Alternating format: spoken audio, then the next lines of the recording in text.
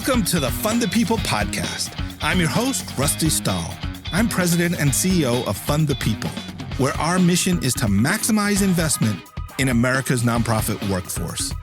We give funders and nonprofits cutting-edge ideas, research, and tools to help drive equity, effectiveness, and endurance in the social sector. So let's start the show.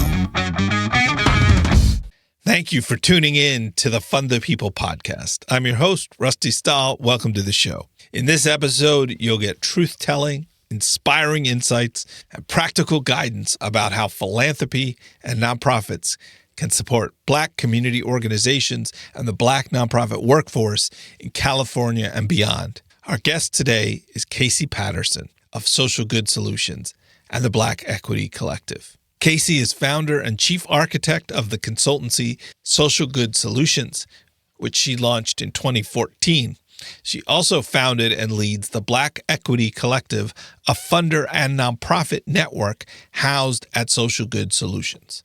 Prior to her current work, Kaci held entry to executive level roles in nonprofits and philanthropy, leading capacity building, education advocacy, and social justice initiatives. She has managed multi-million-dollar grant-making portfolios in the U.S. and abroad, and she's created programs recognized as breakthrough contributions in the field, including an organization called BLACC, B-L-A-C-C, which stands for Building Leaders and Cultivating Change, a grassroots social activism fund. Kaci was named a California Community Foundation Unsung Hero of Los Angeles for her work with the Black Fund. She was honored with the Wally Marks Changemaker of the Year Award by the Liberty Hill Foundation, and she was selected into the 2019 inaugural class of the Aspen Institute's Civil Society Fellowship. She sits on the boards of the California Wellness Foundation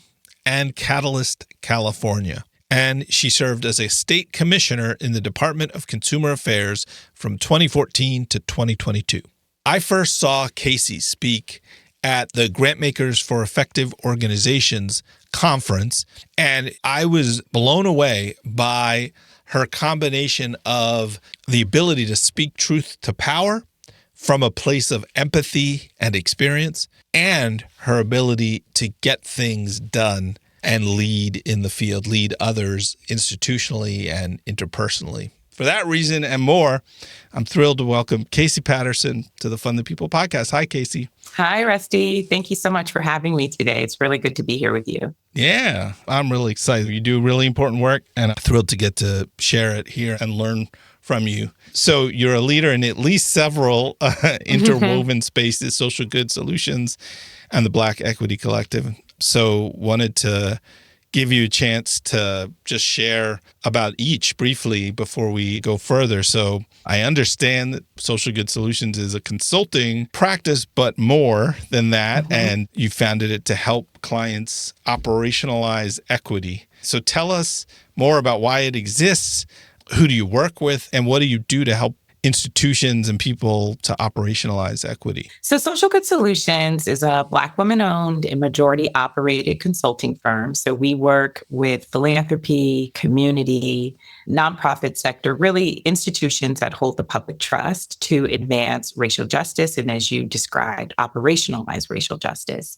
Because what happens a lot of times is justice and equity exist in our intellectual space. So we understand it intellectually, but we don't know how to put it into operational practice. And so how do we actually move what we believe to be right, justice, equity? How do we move those things from intellectual exercises into standard operating procedures when it comes to things like grant making programs, when it comes to things like hiring and how we sort of run our organizations top to bottom? That's really the work that we do as a consultant firm.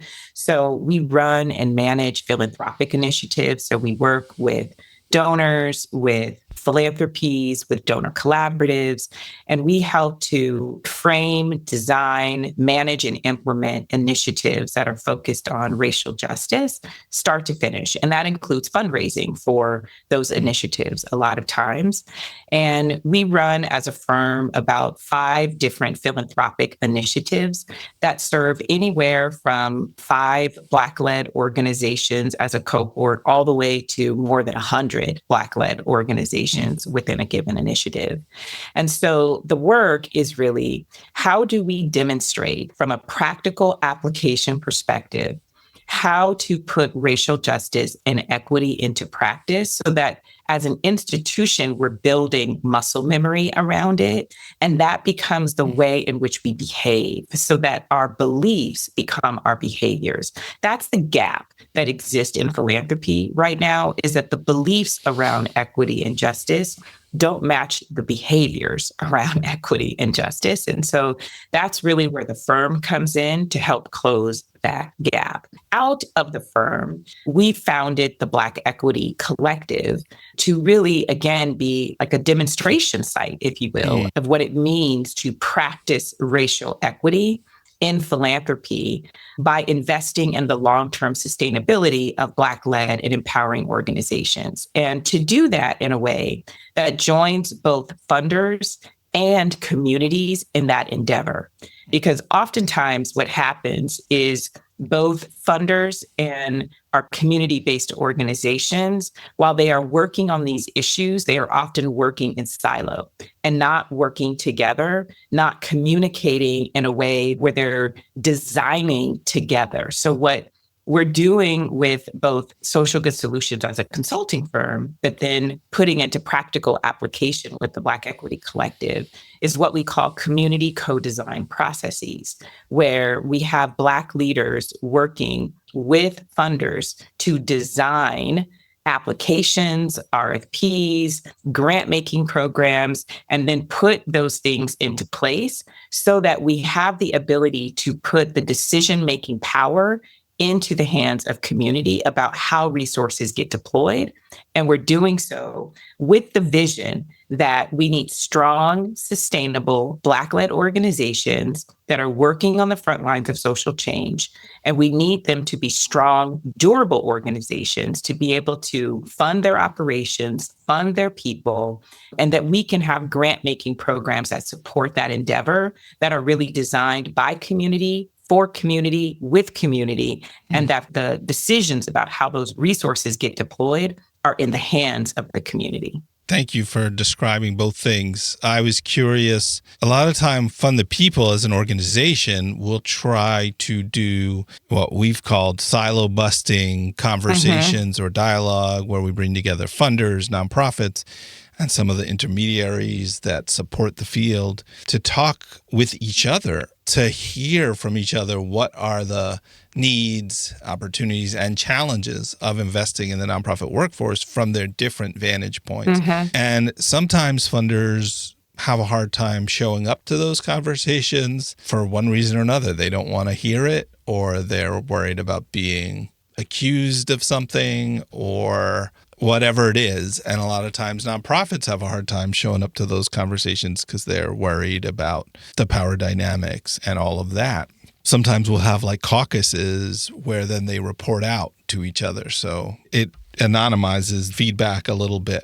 I think it's so important to bring funders and nonprofits together to define the terms of action. And so I'm curious how, as a network, because it's described on this website as a network, I'm curious what it looks like when folks get together to have these processes. Like, how do you and your team facilitate that to make it productive and fun and effective? Yeah. What you described is actually very common in our sector, where funders will typically meet together, and it's because they don't want to raise the expectation, right, of having nonprofits in the room, and completely understand that. Like, funders need to be able to work through a lot of the things that they're trying, what I call raggedy thoughts, right? Like they got to work through all their raggedy thoughts. Right. They don't want the nonprofits to hear the raggedy thoughts or get their expectations raised by something that's said. Right. Because then it's going to put pressure on the funders who may or may not be able to meet those expectations. So I understand it from that perspective. On the nonprofit side,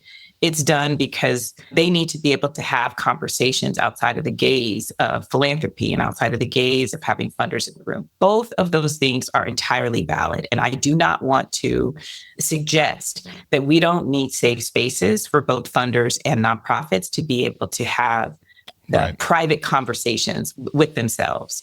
However, there comes a point when that actually becomes a negative result, because if you're continuing to work in silo, then the opportunity to collaborate on a deeper level gets missed. Mm-hmm. But those need to be highly structured and highly facilitated to help support both the sensitivities and to manage the expectations on both sides. And so there are opportunities within the Black Equity Collective where we do have nonprofits, our Black-led organizations are only meeting with each other. And then we host quarterly funder learning labs where it's only the funders that are in that space. And then we have deliberate space where they are together. And we curate that space. So, for example, we host an annual symposium where we have both funders and our Black-led organizations together at that symposium on purpose. Then we identify other projects. For example, when we are doing our community review body, that is the group of folks who are reviewing the applications that come in for funding from the Black Equity Collective Network. We have both Black leaders and Black funders sitting on that review committee.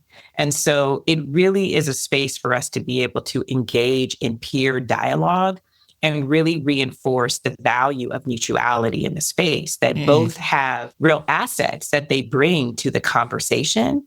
And so why do only funders get to be in a decision-making capacity, right? And so it's a curated space where we really practice what it means to be in co-design and dialogue together and co-decision-making together.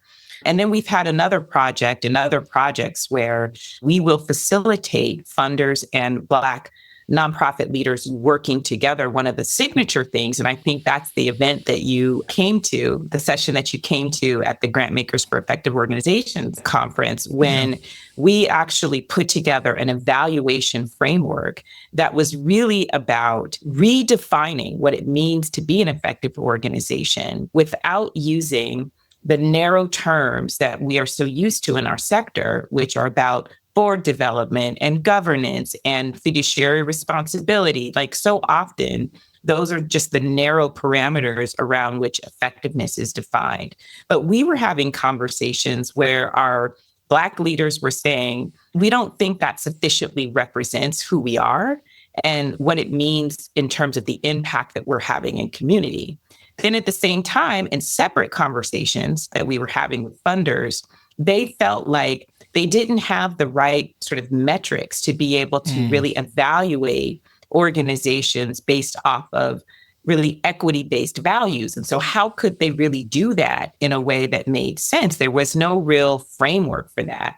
And so that really became the impetus for us saying, well, why don't you all work together? Because you're both identifying a barrier, a gap in the sector that is hampering you both from being able to do your work effectively. And so rather than complain about the insufficiency of it, why don't we actually create space for you all to work together to redefine what it means to be an effective organization using a broader set of terms? And so that's what the evaluation framework really laid out. And that was an example of how we had both funders and Black leaders working together over a 9-month period to create an entirely new evaluation framework that was really centered around redefining what it meant to be an effective organization. Fantastic. Thank you for sharing that example. It's really helpful to hear about the structure you've created where there are those peer-to-peer spaces and then spaces that bring people together in a highly facilitated way. So let's turn to talking about the state of Black workers, broadly and in nonprofits. We've heard, or I just saw some new analysis of data from Candid, the research service about funding, and ABFE, the Association of Black Foundation Executives, showing that Black nonprofits, especially smaller ones, tend to be underfunded by foundations, and that the boost in funding after the murder of George Floyd was temporary at best. It's something I think most people in the field already knew or had talked about, but it was good to see Candid and ABFE partnering to share the data about that, and then that the Associated Press covered it as well. So since you encourage and help foundations to fund, and I like this language on your website, transfer funds into the community to help Black organizations become more self-sustaining, talk about what it takes to get funders to move more resources into the Black community through Black-led nonprofits. And if you want to talk about what transferring funds looks like as opposed to making grants, I'd be interested to hear about that as well. Yeah, I mean, so this is really where I think the sector is at a pivotal inflection point. Because what I like to remind people is that equity is really fairly new as a term, as a terminology, only about maybe 10-ish years old in our sector. So there's not a lot of muscle memory and sort of tradition around what it means to do equity-driven work in philanthropy, right? So when you think about the Tax Reform Act of 1969 and the years between 1969 and about 10 years ago, philanthropy by and large was done a particular way for a number of years.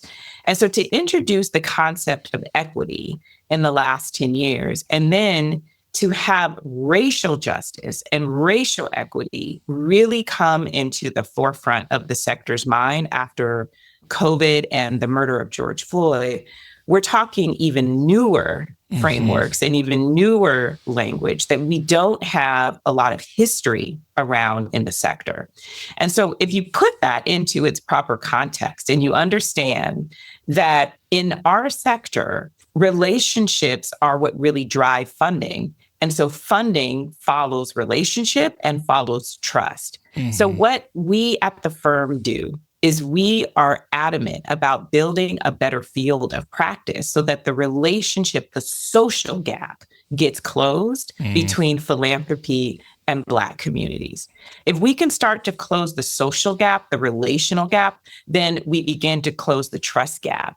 And then we can start to move into more transformative funding, because what happened is funders, for the most part, did not have relationships with Black communities prior to the murder of George Floyd. So lots of folks were scrambling to figure out, where do we direct dollars? Who do we give to? How do we actually, quote unquote, meet the moment? And there's a lot of sort of humanitarian crisis type funding that happens in philanthropy, where you respond to the crisis of the moment, but that response doesn't yield a relationship. And that's what we've seen in terms of the pullback in funding, that we didn't have relationships that could withhold and be withstood through the DEI backlash. We didn't have relationships and trust that was built and nurtured that could really overtake what has been a very antagonistic climate. And so we are reverting then back to familiar places, which was, we didn't do this work prior really to George Floyd. It was fairly new for our sector. And so reverting back to these very comfortable places because the relationships weren't there to hold us through the challenge and to hold us through the attacks that the sector has felt in the past year or so, really, which began, I would say, in 2023 and in 2024. Yeah, because when was the court case on? The court case was in 2023. That was the affirmative action case. And so that's when we really started to see the pullback. There hadn't been solid enough relationships built, deep enough trust established for us to be able to withstand that kind of pressure. And so that's really what has been the challenge. And so what it means then, to get to your question around how to transfer dollars, right, is that there has to be the conditions for sustainability. And the conditions for sustainability have to be baked in relationship, and they have to be baked in trust. And they have to be baked in us being able to, again, have opportunities to close the social gap that exists between funders and that exists between, by and large, Black-led organizations. And so when you have intermediary organizations like the Black Equity Collective, or you have these initiatives that Social Good Solutions manages, what you essentially have is a mechanism. You have the infrastructure by which that transfer can happen. So when you have the ability to actually hold not only large dollars, but you also have the ability to be a container for relationship building, then that's when the transfer really can begin to happen. And that's why we have to really continue to model and be really intentional around this kind of community co-design, because it creates spaces for peers to emerge so that it's not the grantor and grantee power imbalance, but that we're actually beginning to create a level of peer working relationships that are based in mutuality and based in trust and based in relational dynamics that can outlast an administration that is hell-bent on attacking everything DEI. Yeah. It's very different to be at the same table hashing through an idea where you have a mutual goal that's beneficial to everyone, not just in one person's interest in this way and another person's, that's very different from the grantee-grantor dynamic. So I can see how creating those colleagues, those peers is a very different thing. In terms of smaller orgs, one thing I've noticed is every time I speak at a conference or a workshop or something like that in a local community,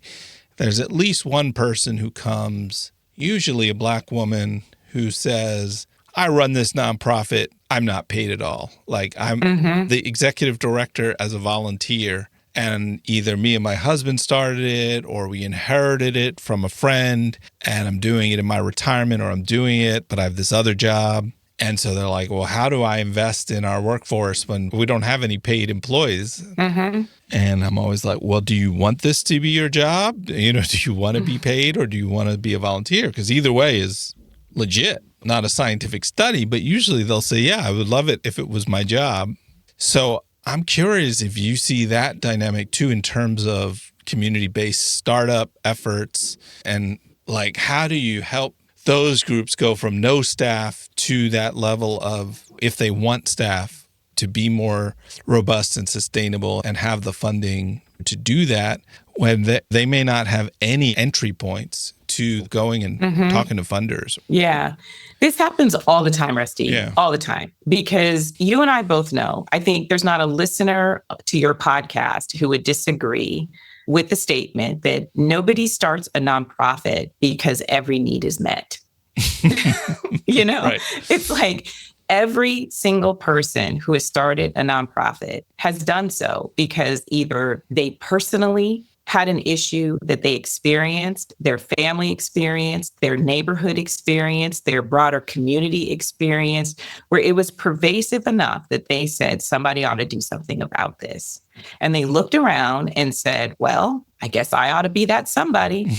And that is by and large how nonprofit organizations are started. We are always trying to operate from this standpoint of what I call the we got us parts of philanthropy, right? Like we don't have a funding source to help us, but it's not going to stop us from serving the community because we got us. And so this kind of ethos exists all the time. What we found in research and work that we've done is that we did an economic impact report, because one of the things we know is that there's a narrative about lack and deficiency, underfunding of Black-led organizations, which translates to lack of capacity. And these then become reasons and excuses and narratives for continuing to perpetuate underfunding. And so what we wanted to do was to create a different narrative and to really show how our Black-led organizations are actually leading when it comes to economic impact. And so we wanted to study what that economic impact was. We had over 200, about 220 or so Black-led organizations across the state of California complete this survey that represents about a third of all BLOs in the state. What was remarkable about the data was 2/3 of those organizations are run by women. That won't surprise you. So Black women are running 2/3 of all BLOs in the state of California. The thing that was really remarkable to me is when you dug into the data even more, that you have these organizations that have provided over 4,000 jobs, over $330 million in salaries, $22 million in payroll taxes, and who they are hiring is really important. 71% of those surveyed organizations said that they had at least one person on their staff who had been system impacted. Meaning the criminal justice system. Criminal justice system, foster care system, homeless system. They had been system impacted in some way. They are hiring folks who are on the margins of the workforce to begin with.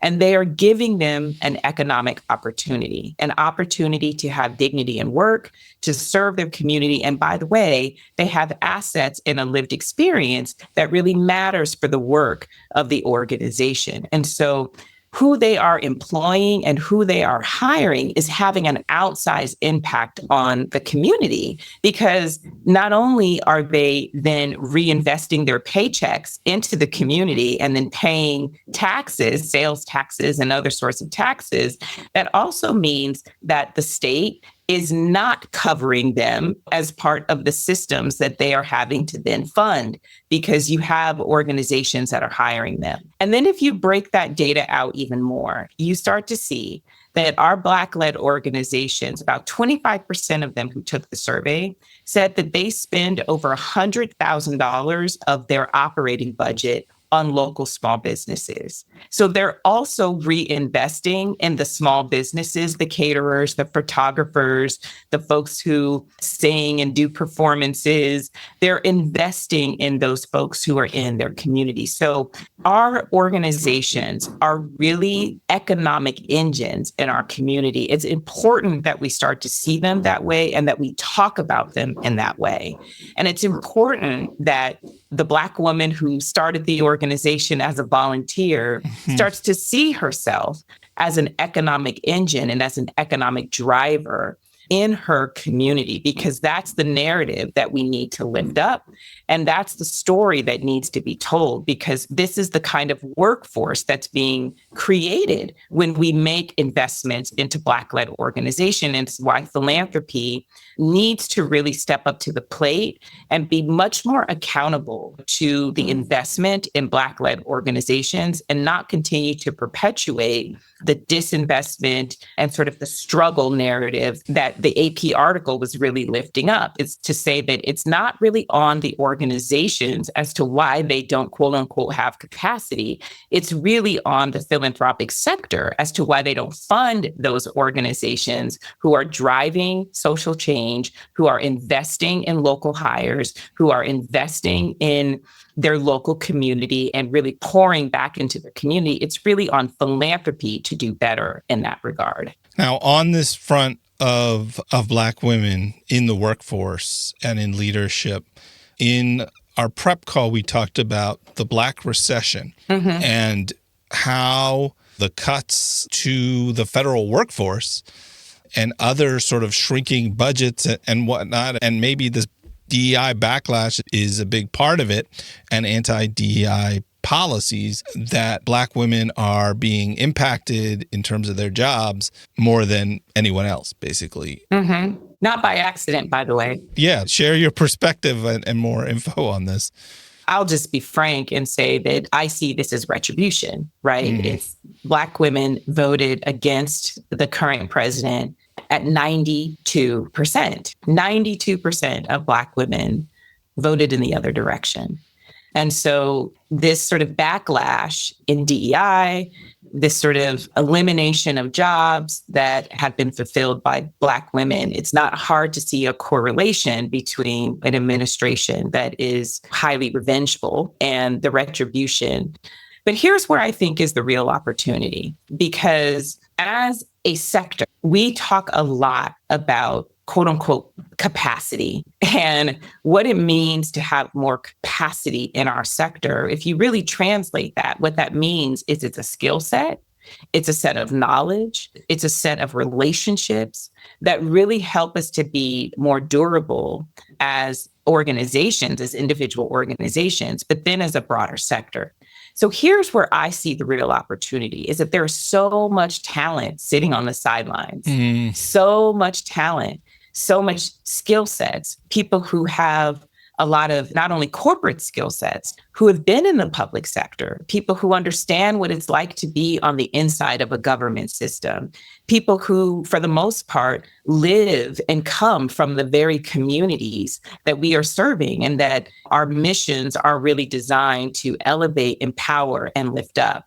And what would it mean if we had that skill set on our side?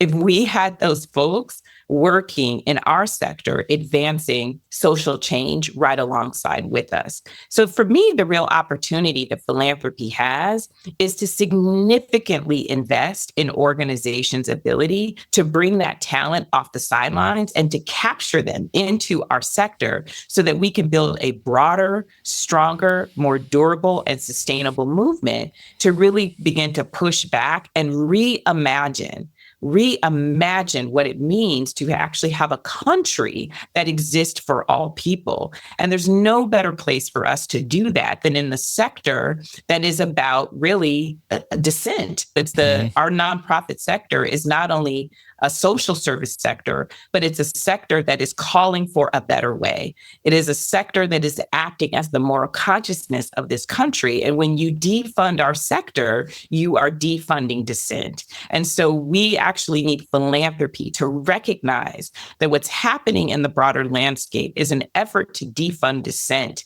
And that if we would put more money and put more investment in our ability to capture that talent, we could build an amazingly robust movement that can really withstand any of the headwinds that we're facing right now. Yeah. Amen. There's so much talent out there. There's so many people who have lost opportunities for no fault of their own, whether it's in AmeriCorps or jobs in government agencies or other spaces in the nonprofit sector itself, all these layoffs that haven't really been addressed by philanthropy at this point.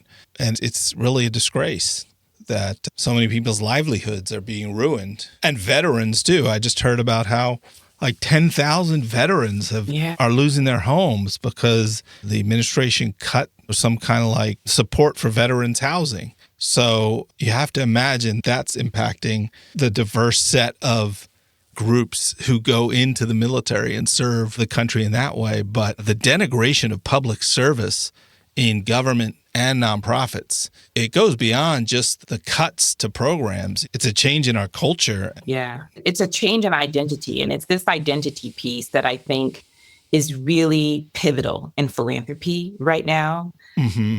I can't speak for the rest of the country, but I know here in California, there are lots of funders who are going through sort of strategic refreshes.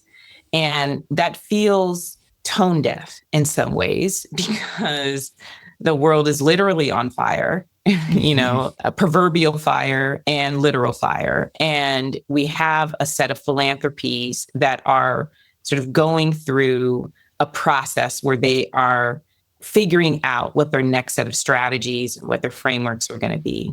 But I want to say that while I do see it as tone deaf in some ways, I also see it as a necessary reset because for so long, philanthropy really existed in one way. There were very few funders who were thinking about their identity and relationship to the broader community in the way that we have funders doing so now.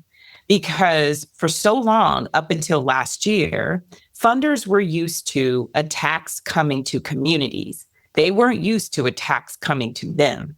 Mm-hmm. And so when attacks started coming to them, it really caused the philanthropic sector, one, to be stunned, right? They were paralyzed just because, like, there's this joke that Mike Tyson always says, everybody has a plan until you get punched in the face, you know? And so philanthropy really got punched in the face last year and had to regroup. And that regrouping is causing funders to reimagine their identity and their relationship to community in ways that I think are both necessary and helpful. And so while the process is painful because the timing couldn't be worse, I really believe that on the other side of this, we will have a better set of philanthropic partners because now they know what it's like to be punched in the face. Now they know what it's like to really stand in the shoes of their community partners to an extent and be attacked. They have a lot more resources to withstand the attacks than our community partners do, but they're in a different level of lived experience now that I think allows them to be not only more empathetic, but really desirous to be in more strategic relationship with their nonprofit grantee partners. And so I am actually very hopeful about what this moment will get us on the other side when we're able to actually see our way clear about who we want to be, who funders want to be in a sector that really needs them to reimagine their role in what it means to be in deeper partnership with communities. Yeah. I am concerned. I mean, I'm glad to hear you're hopeful, and that's a really good perspective on maybe the pause that's going on. But there's also a set of new CEOs coming into major foundations across the country, and I hope that there is consistency and stability as well as transformation at the same time, right? That's going to be the challenge and the key. Can you hold the tension of both, right? Of being consistent and sustainable in the moment while you're in the process of transformation. Well, thank you. Thank you for the work you do. And thanks for making time to share it with me and our listeners. Kaci, I really appreciate it. And I would love to put in the show notes for this episode the survey data about Black-led organizations. I think you have a report. We do. Yeah, we have a report. We can share it with you. Absolutely. Happy to do that. That would be amazing. And then also the data I mentioned about Black women and jobs is from the Economic Policy Institute. And so we'll put that study in the show notes as well, and links to your organizations and any other resources you send along that you want to share, we will post with the episode. Thanks, Rusty. Yeah, thank you so much. Yeah, thank you so much for giving me an opportunity to be part of the show and to share a little bit of our perspective and to hopefully give folks a little inspiration today. All right. Thank you very much.